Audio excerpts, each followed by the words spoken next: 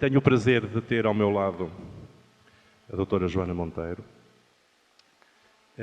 que é uma jovem médica de família que tem atividade na Faculdade de Psicologia da Universidade do Porto, no grupo de trabalho do professor Mota Cardoso, e que eu já tive a oportunidade de ouvir e de me deliciar com a sua capacidade de comunicar. Porque a comunicação é uma das armas que todos os profissionais de saúde precisam dominar para constituir aquilo que vamos chamando de aliança terapêutica.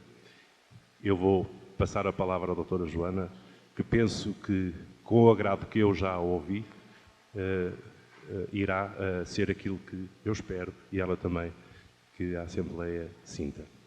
E vamos então ouvir a doutora Joana, que nos vai ensinar a lidar com o doente difícil, o assim e o mais ou menos, não é? Com que todos os dias trabalhamos. E obrigado pela vossa atenção. Bom dia a todos e obrigado pela excelente introdução, que eu acho que cria aqui expectativas demasiado altas em relação à minha apresentação. De facto, eu hoje venho falar-vos, pediram para falar de entrevista motivacional, que é realmente uma ferramenta que nós necessitamos de utilizar muito no nosso dia-a-dia, quer médicos, quer enfermeiros. A mudança de comportamentos é sempre um desafio na nossa prática e é algo que nós vamos recebendo relativamente pouco treino para o fazer, portanto vamos tendo algum treino informal, vamos aprendendo às nossas custas e portanto eu hoje propunha que fôssemos refletindo aqui em conjunto sobre algumas estratégias que nos podem ajudar de uma forma mais sistematizada e mais orientada em função de cada doente, a conseguirmos também um maior sucesso na mudança de comportamento. Portanto, começando por falar de motivação, não posso deixar de salientar a motivação de todos os que estão aqui nesta sala, numa primeira sessão no início deste encontro que realmente promete ser um encontro marcante, não é? Nesta fase da história da reforma dos cuidados de saúde primários e que realmente acho que vai valer a pena aqui toda a nossa presença.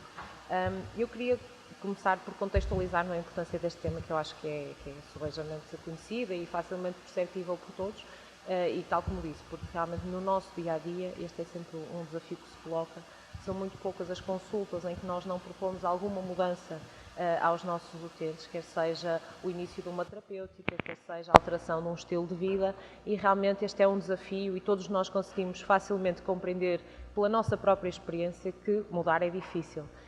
E que qualquer alteração àquilo que é a nossa rotina, àquilo que já estamos intrinsecamente habituados a fazer, é sempre algo que cria resistências e que necessita de um tempo de reflexão e maturação e necessita de um aprofundar de quais as motivações realmente para o fazer. É importante também falar da questão então da adesão ao tratamento, e aqui falamos de tratamento farmacológico e não farmacológico, e sabemos que em relação àquilo que são as doenças crónicas mais prevalentes, a não adesão estima-se entre 40% a 60%, de acordo com os estudos que são consultados, o que é realmente um problema preocupante, porque a maior parte das vezes que não vemos os resultados esperados, não se trata apenas de uma ineficácia do tratamento, mas sim do facto do doente não o tomar ou não o tomar da forma correta, e isso, de facto, é um aspecto que que é merecedor de toda a nossa atenção. É óbvio que isto é importante não só para o doente que temos à nossa frente, mas também acaba por ser um problema de saúde pública, porque sendo transversal a toda a nossa prática, tem implicações realmente na saúde das comunidades a quem nós prestamos cuidados. Esta questão da adesão ao tratamento, portanto, é uma questão multifatorial, uma questão complexa, e temos que ter aqui em linha de conta, portanto, ao longo desta apresentação e da conversa que espero que tenhamos ao longo desta apresentação, que não se trata só de um problema do doente, ou não se trata apenas de um problema nosso, dos profissionais de saúde, mas que está também sujeito a fatores externos, quer ao próprio doente, quer aos próprios profissionais de saúde, nomeadamente até do contexto em que trabalham, as próprias políticas de saúde. Obviamente também está dependente das características do tipo de tratamento que vai sendo proposto, mas há aqui um aspecto fundamental, e é neste que eu também me queria focar mais hoje, que é a questão da relação entre o doente e o seu médico, entre o doente e o seu enfermeiro, que realmente é determinante também nesta promoção das mudanças de comportamento. Eu costumo dizer, os cirurgiões têm o bisturi, nós, médicos de família e enfermeiros de família, temos a palavra e esta relação que acaba por ser uma das ferramentas terapêuticas mais importantes que nós temos. Qual é o problema, então, daqueles modelos clássicos, tradicionais? Vai-se falando muito da medicina paternalista, cada vez mais nós mudamos o paradigma. Isto porquê? Porque realmente foi-se provando que estes modelos que eram ensinados nas faculdades, classicamente, e depois, muitas vezes, a culpa, não é, pelos comportamentos passados, as pessoas acabam por ficar com a sensação de que se foram assim até agora, serão sempre assim, e acabam por ficar pouco confiantes, não só, portanto, a questão da convicção de que é importante mudar, mas sobretudo a confiança na mudança é que pode ser realmente afetada por este aspecto. Na parte dos médicos, mais uma vez, o plano ficar aquém daquilo que seria o ideal, muitas vezes a dificuldade em ouvir a perspectiva do doente, e aqui eu pus o ouvir, muitas vezes não se trata de ouvir, é mais de compreender, sobretudo quando não concordamos, não é? Portanto, mas a empatia é isso mesmo, é o colocarmos no lado dos outros, e isto acaba por ser um processo difícil. E obviamente não só o sentir empatia, mas depois o conseguir expressá-la de uma forma capaz para o utente é também ou pode ser uma barreira nesta relação. E então, quando falamos de motivação, do que é que estamos a falar? Não sei se alguém quer, se podemos tornar isto um bocadinho mais dinâmico, e alguém que também dar alguma sugestão do que é motivação. Ele motiva-me todos os dias com as questões que me põe, com, entre aspas, as obrigações que tenho de cumprir, e sempre... Comprometeu a cumprir. Exatamente. E estou motivada para as dificuldades que encontro todos os dias, e esse será, sem dúvida nenhuma, o maior desafio, porque nestes tempos de crise, se não tivermos motivação, não conseguimos estar. Não conseguimos estar com os utentes, não conseguimos estar com os colegas, e as notícias não são as melhores, não é? Ainda ontem o jornal trazia sobre as USF da AER, os OSF que se encontram, e na verdade, a semana todos os dias as notícias não são motivantes, mas o desejo de trabalhar, o desejo de ser feliz e estar feliz com os outros, para mim é muito importante. Mas, como eu digo, eu acho que é muito mais fácil nós acompanharmos esta lógica se realmente formos pensando na nossa própria motivação e nas nossas dificuldades na mudança, conseguiremos compreender muito melhor o outro lado. Portanto, obrigado pelas vossas partilhas. Portanto, realmente esta motivação, não é esta força intrínseca ou extrínseca que nos impele a mudar. Portanto, é considerada esta definição clássica de ser um estado dinâmico, portanto, perceber que as motivações vão variando, de preparação e vontade de mudar, que obviamente vai flutuando durante o tempo e de acordo com a situação que estamos a falar. E, portanto, mais do que nós colocarmos esta questão de porque é que a pessoa não está motivada, porque é que o doente não está motivado, é percebermos que está motivado para quê? Porque todas as pessoas estão motivadas para algo, não é? O problema é quando estamos motivados para coisas diferentes. Por exemplo, eu tenho um doente à minha frente que tem um colesterol elevado, a minha motivação, ou a motivação que eu espero para ele é que ele faça alterações na sua alimentação, por exemplo, não é? Mas para o doente a motivação principal pode ser o seu conforto e o seu bem-estar e não as preocupações com a sua saúde. E, portanto, é este desfazamento entre as motivações que pode causar um conflito e que pode impedir a mudança. E aqui o Dr. José Carlos Marinho falou de uma coisa muito importante, que é a questão da discrepância, ou seja, nós só conseguimos conceber uma mudança quando percebemos uma diferença entre aquilo que nós projetamos para nós, entre aquilo que nós queríamos e a situação atual que temos. E temos que reconhecer que, então, perante cada situação, não é? Portanto, há sempre uma ambivalência, que é eu quero, mas por outro lado não quero. Portanto, eu quero que o Paulo Sol esteja bem, mas por outro lado não quero deixar de comer fritos. Eu quero sentir-me bem e conseguir respirar e não ter doenças pulmonares, mas não quero deixar de fumar porque deixa-me mais ansioso. Portanto, temos que perceber para cada doente qual é esta ambivalência, o que é que ele põe nos dois pratos da balança. E mais então do que culpabilizá-lo ou tentar chamá-lo a atenção por desmotivação, então temos uma atitude mais empática e de compreensão, de perceber que realmente para ele existe este contraponto que pode ser difícil de resolver. Até porque se não se der portanto, este apaziguamento dos tais dois 2 pontos distintos que ele põe no prato da balança, é pouco provável que realmente este doente consiga mudar. Portanto, tem que ser feito esse processo de ponderar. E, acima de tudo, temos que pensar que esta parte dos custos e benefícios não devemos ser nós a elucidar ao doente, mas deve ser o doente a procurar em si próprio as razões da mudança. Isto é muito importante porque nós, portanto, temos formação para tal, portanto, perante uma situação, para nós é fácil perceber quais são os aspectos vantajosos para mudar. Temos também a obrigação, obviamente, de dar informação ao doente para que ele os possa compreender, mas neste processo de análise temos sempre que tentar que seja o doente a enunciar, então, quais as razões, quer num lado, quer no outro. Isto até muitas vezes é feito em termos práticos, mesmo numa folha, com prós e contras, em que é o próprio doente a elucidar. Acho muito importante este tipo de formação, porque não esqueçamos que nós queremos qualificar cada vez mais o papel dos seus enfermeiros de cuidados de saúde primários.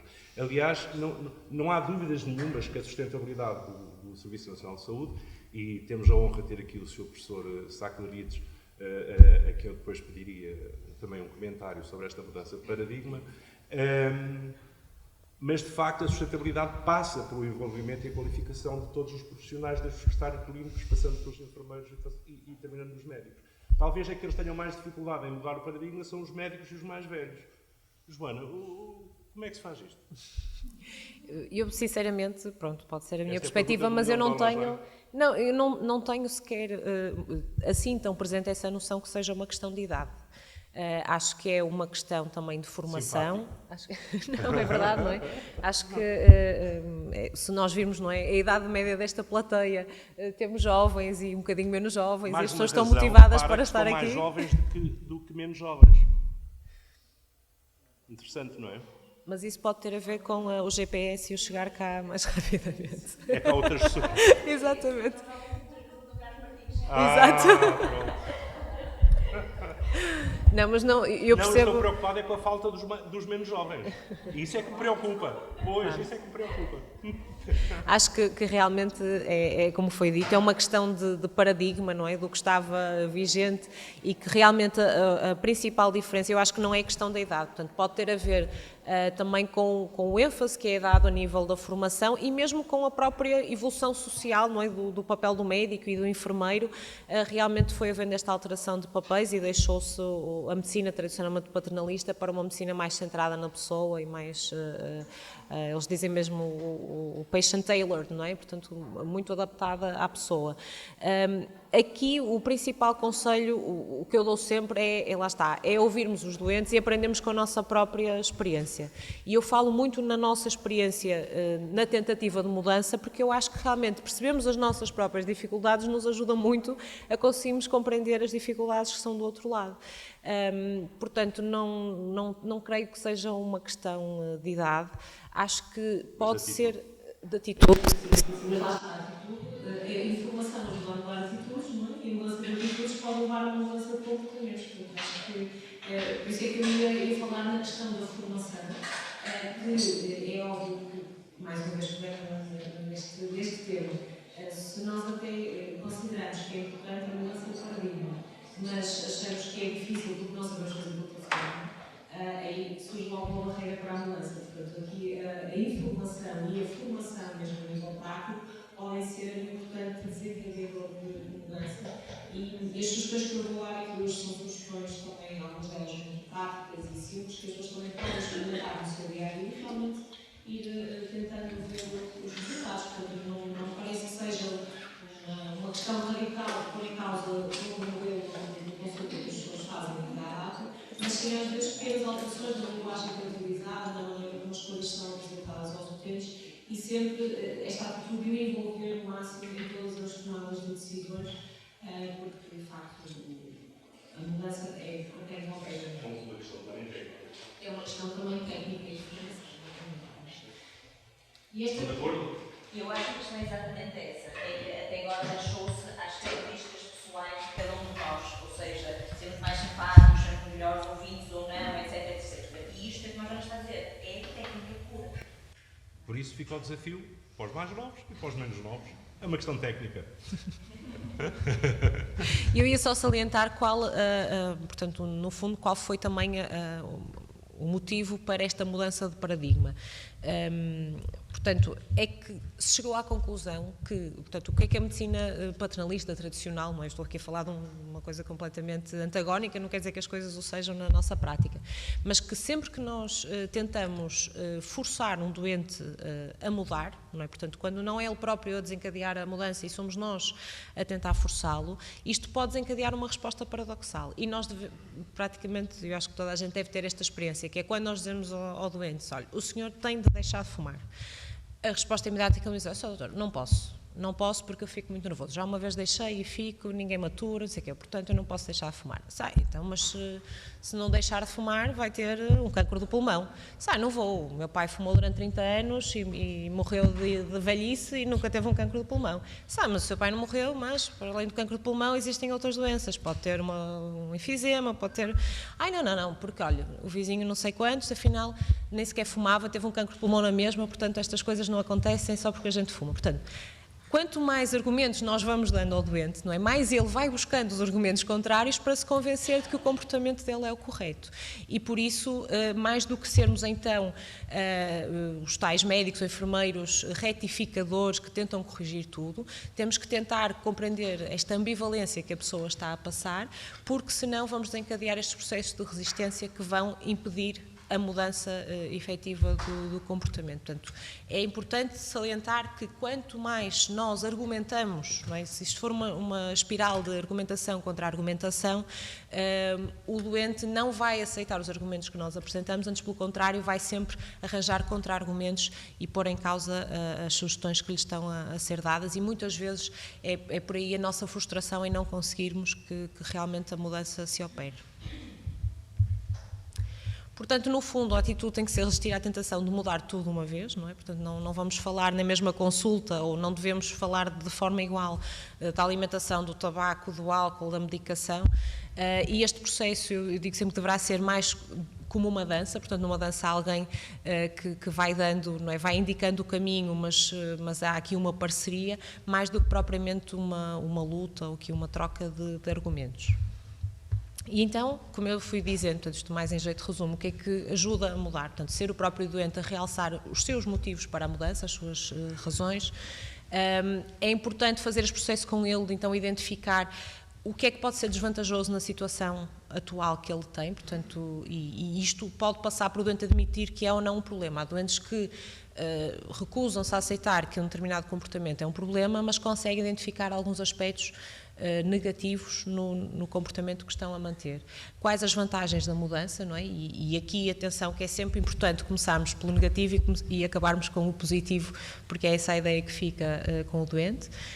O otimismo na mudança, isto tem a ver, lá está, não só com ele acreditar que mudar é importante, mas com acreditar que consegue mudar, portanto, a questão da confiança, e então o seu compromisso, e foi a palavra que também há pouco foi utilizada, um compromisso com a intenção de mudar. Portanto, não quer dizer, mais uma vez, que concordemos com a forma como ele vê as coisas, mas é isto de sermos capazes de realmente nos sentarmos do outro lado e conseguimos perceber a perspectiva do doente na sua circunstância, com a sua maneira de pensar, com os seus valores. Isto ajuda porquê? Porque se o doente se sentir compreendido, realmente também vai partilhar de uma forma mais genuína connosco as suas próprias experiências, mesmo aquelas que ele pode considerar vergonhosas ou sobre as quais pode considerar alguma culpa, e isso também nos vai permitir fazer uma avaliação mais correta, mais exaustiva do seu contexto e das tais barreiras que ele possa ter para a mudança. Portanto, no fundo, como é que nós podemos expressar empatia? A escuta atenta, eu costumo dizer na brincadeira que é o ouvir com os olhos, portanto, manter o contacto ocular, ir demonstrando aos utentes que estamos atentos e que estamos a acompanhar o que eles nos estão a dizer.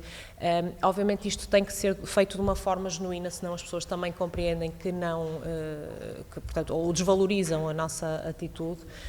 Fazendo perguntas abertas, as perguntas abertas permitem-nos que se o doente responda de uma forma narrativa e dão-nos uma ideia muito melhor de quais são então os seus valores, a sua maneira de pensar. Reforçar sempre as tentativas passadas aqui, portanto, mesmo que o sucesso tenha sido muito temporário, lá está um doente que vos diz que deixou de fumar durante 2 semanas, já conseguiu deixar durante 2 semanas e não apenas 2 semanas. Portanto, aqui a própria linguagem que nós utilizamos também é muito importante porque vai passar uma mensagem para o utente e a mensagem é o reforço da confiança na mudança. Obviamente legitimar aquilo que o doente está a sentir, portanto a frustração, a culpa, o facto de não conseguir mudar e lá está, o reconhecer sempre que mudar é difícil e acima de tudo esta questão do suporte à autonomia que tem que ser sempre reforçada, que mesmo conhecendo todos os riscos, a decisão é do doente, portanto o doente é livre de optar pelo comportamento que considerar que é o correto para si e isso também é muito importante. Parece fácil, não é? Por outro lado, falamos há pouco na discrepância e que não ocorre mudança se não houver esta discrepância entre onde eu estou agora e onde eu gostava de estar e, portanto, é muito importante que esta perspectiva, se o doente ainda não a tiver, que eu possa sair da nossa consulta com isso, não é? Que é, este doente tem determinados valores, tem objetivos que foram traçados para si, consegue com certeza projetar-se daqui a 10 ou 20 anos ou até no futuro mais próximo com determinado objetivo, a fazer determinada coisa, e nós podemos ajudá-lo a perceber que realmente os objetivos que ele traçou não são compatíveis com o comportamento que ele está a manter neste momento.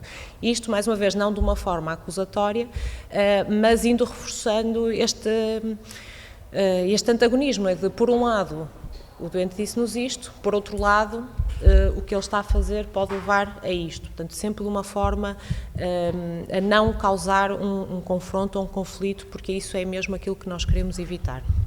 E então, como é que nós podemos fazê-lo? É ir explicando quais então as consequências que o comportamento possa ter, portanto aqui estamos a falar de uma questão de informação, lá está o sublinhar esta discrepância entre aquilo que o doente faz e aquilo que são os seus valores.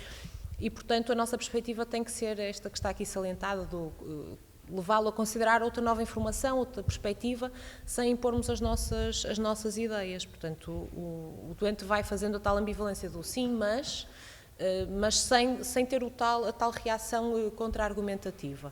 Isto ajuda, sobretudo, se, em vez de nós utilizarmos uma linguagem imperativa, não é, de tem que mudar, tem que fazer, por exemplo, formos dando sugestões para algumas pessoas resulta se fizerem isto, houve alguns casos em que as pessoas tentaram isto e resultou, portanto, o falar na terceira pessoa e o generalizar, por um lado faz com que o doente perceba que não está sozinho nestas dificuldades, não é? E é o tal considerar outras perspectivas de fazer as coisas que, sem sentir que é uma exigência nossa, portanto é uma forma dessa ideia ir ficando colocada e de promover então a tal mudança que pode surgir. Isto são então os tais processos de resistência que podem surgir, portanto na consulta o que é que nós vemos? O doente ou discute connosco ou nos interrompe quando nós estamos a dar um argumento, muitas vezes nega então que exista um problema e por vezes nós até nos sentimos a falar e o doente ignora-nos por completo, portanto aí nós sentimos que há uma resistência e então devemos dar o tal passo atrás e não insistir porque senão os resultados também não serão produtivos, portanto nós temos sempre que nos colocar do lado do doente e não portanto, temos que ser advogados de defesa e não advogados de acusação. E depois a questão do suporte à autoeficácia, portanto, reforçando que realmente se o doente não acreditar que é capaz, também provavelmente não vai conseguir mudar e, portanto, nós vamos reforçar todos os pequenos sucessos que ele foi tendo, alguns até foram grandes, mas há doentes em que realmente isto também é difícil porque têm, ou sentem que têm tantos falhanços que às vezes aqui é uma missão detetive encontrarmos pontos positivos para eles conseguirem projetar uma mudança e, sobretudo, também fala-se muito do empowerment, da capacitação. Mas isto não é uma questão de eu vou mudar-te, mas sim de se quiseres eu posso ajudar-te a mudar. E eu acho que esta ideia também é uma ideia que tem que estar bem presente para nós. Os 5 A's de entrevista motivacional, acho que quem já leu sobre cessação tabágica já ouviu falar sobre isto, portanto eu vou passar de uma forma muito sucinta. Portanto, são no fundo a base, não é, da mudança de comportamento da entrevista motivacional tal como concebida por Miller.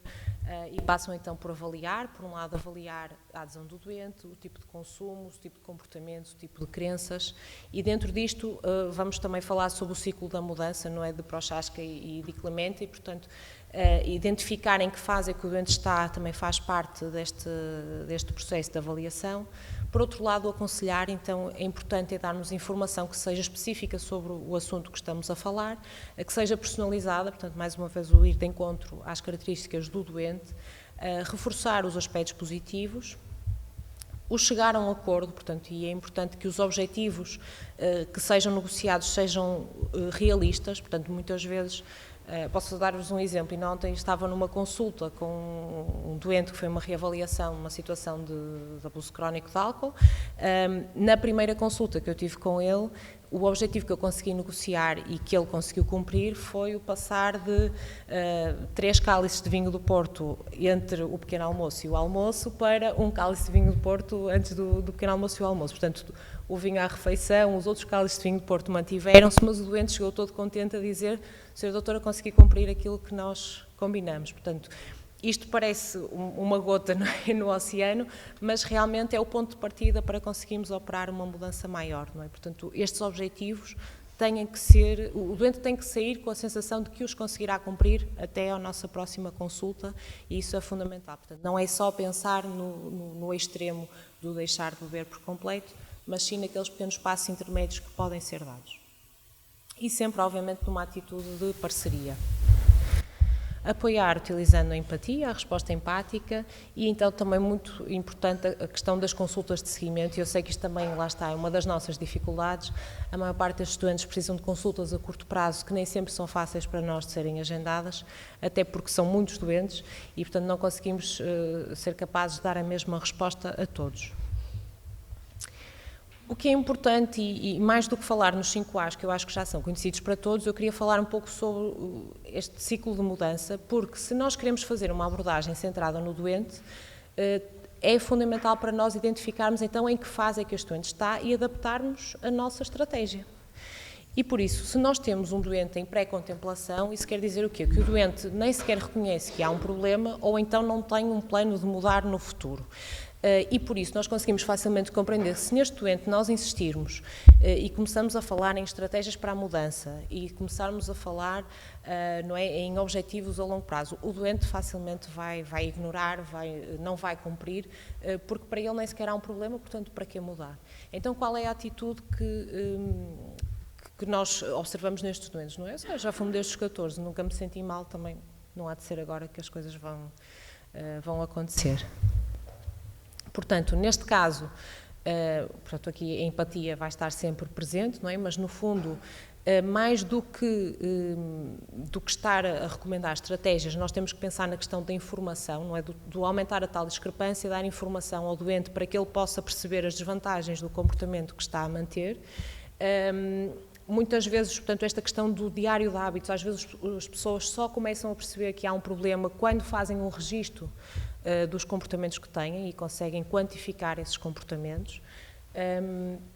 Esta questão da escala de convicção, todos nós na nossa consulta às vezes temos pessoas que nos dizem que até não têm grande vontade de mudar, mas que se nós lançarmos o desafio, eles dizem logo, se quiser eu mudo. Não é? Portanto, eu se quiser, se tivesse que mudar de hoje para amanhã, se tivesse deixado de fumar de hoje para amanhã, eu deixava. Portanto, o doente pode ainda não estar convencido de que é importante para ele mudar, mas pode ter um grau de confiança muito alto e às vezes nós temos que lançar também esse desafio e pô-lo à prova. Por outro lado, quando temos o doente que já está na fase seguinte, portanto, na fase de contemplação, quer dizer que ele está ambivalente em relação à mudança. Ele já percebe que pode haver uma vantagem em mudar, mas há algo que ainda o impede, portanto, é este eu quero, mas não quero, mas é difícil, mas vai-me custar. Portanto, é aquele doente que caracteristicamente nos diz, não é? Se eu algum dia achar que isto me está a prejudicar, então eu começo a beber menos. Portanto, já aqui admite que pode haver um problema, mas que ainda não é no imediato que ele quer mudar. Então, nesta situação, o que é que nós podemos, como clínicos, fazer? Aproveitar esta motivação que está aqui latente, não é? E sublinhá-la, reforçá-la para o utente. Portanto, no caso concreto, este utente diz, se algum dia sentir que isto me está a prejudicar, nós podemos perguntar-se, então, mas no seu dia-a-dia alguma vez sentiu isso, não é? E começar a tentar partir da experiência que ele nos diz, ou então pôr um bocadinho à prova qual é a lógica deles. Então, e o que é acha que vai ser, ou que prejuízo é que acha que isso pode trazer, não é? Se ele diz que se algum dia isto me prejudicar, temos que perceber qual é este conceito de prejuízo para ele. E, no fundo, vamos começando a esclarecer e a pôr as tais coisas no prato da balança para que a balança possa pender mais para o lado da mudança. Obviamente, quando surgem as resistências, sempre tentar explicitá-las, tentar refleti-las perante o utente, sempre reforçar a questão da autonomia. É de facto um elemento essencial, não é? A questão da motivação em relação ao país, em relação ao Serviço Nacional de Saúde, em relação aos nossos doentes, em relação aos nossos colegas também. Deixem-me fazer, já que deu essa oportunidade, 2 observações que talvez tenham interesse. Bem, eu estou a caminho de 75 anos e já vivi há alguns anos, portanto, e apesar, enfim, desses anos todos, durante a minha vida assisti a 2 grandes reformas no país, 2. A primeira foi naturalmente nos anos 70, com o Centro de Saúde, a Democracia, o Serviço Nacional de Saúde e o aparecimento da especialidade de Medicina Familiar. Essa foi a primeira da minha existência. E a segunda foi, de facto, a reforma dos cuidados primários, 25 anos depois. Portanto, as grandes transformações acontecem 1 ou 2 vezes na nossa vida, não é? Isso não nos deve desmotivar a tentar caminhar nesse sentido, não é?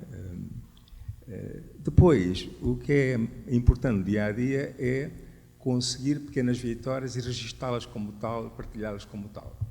Deixem-me dar um exemplo, não é, que veio à cabeça quando estava a ouvi-los. Quando era muito jovem, eu fazia consulta externa no hospital, em Moçambique, um hospital central.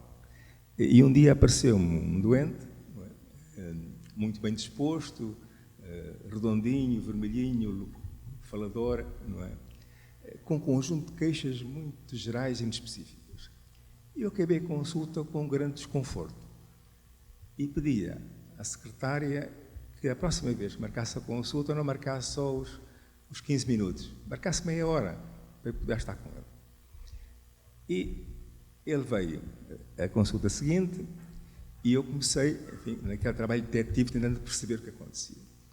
E depois de algumas tentativas, não é, cheguei à descoberta do crime. O senhor tinha sido asmático, tinha sido receitado corticosteroides e andava há 3 anos a tomar corticosteroides sem vigilância médica, não é? Claro, não é? A asma desapareceu praticamente, ele engordou, ficou vermelhinho, não é? Bem disposto, não é? E eu senti, não é? Cheguei a casa e disse à minha mulher, epá, isto de ser médico é bom, pá, estás a ver? Não é? E eu consegui, cheirou-me, persisti, aprofundei, descobri, vou interná-lo e vou fazer, enfim, o desmame de corticosteroides durante algumas semanas. E tal e qual. Fiquei muito contente comigo próprio, muito motivado para continuar a ser um médico que consegue descobrir essas coisas e dar a vida ao seu doente. Bom, uns meses depois, já não me lembro, 7, 8 meses depois, encontrei o senhor na Baixa, no passeio. Não o reconheci. Estava magro, mal disposto, pouco falador, não é? E eu não o reconheci. Ele veio ter comigo, não se lembra, eu sou o tal que me pôs no hospital, tirou. Bom, o que ele me contou foi arrasador.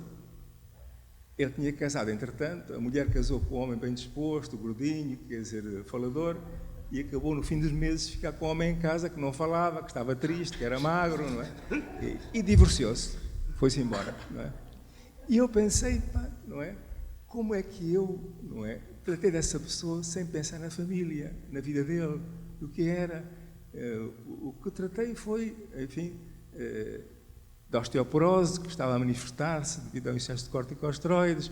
Fiquei contente porque internei e tirei os corticosteroides, mas nunca pensei que ele tinha família, tinha vida, tinha coisa nenhuma. Isto foi interessante porque ficou em mim um pouco a ideia de que a medicina não podia ser assim. E, portanto, nós motivamos-nos tanto na derrota como na vitória. Não é? Mas é preciso registrar uma coisa e outra para podermos continuar a procurar um país melhor daquele que temos.